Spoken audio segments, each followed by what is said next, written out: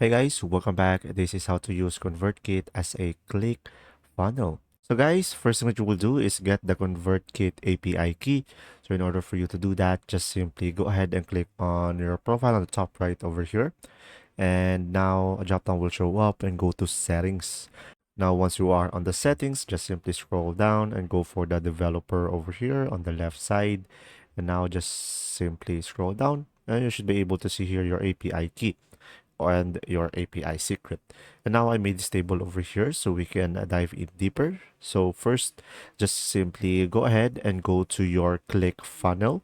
And now once you are there, just simply navigate to the account settings.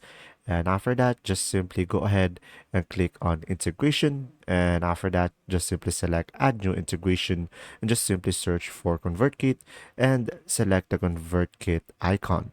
And once you have done that, just give your integration a nickname. And after that, just simply paste your API key into the integration field and just simply provide all of the necessary information in order for you to integrate it. And after that, just simply click on add integration. And that's simply about it. From there, you should be able to use the ConvertKit as a click funnel. And there you go. If this video was helpful, please like and subscribe. And thanks for watching. See ya.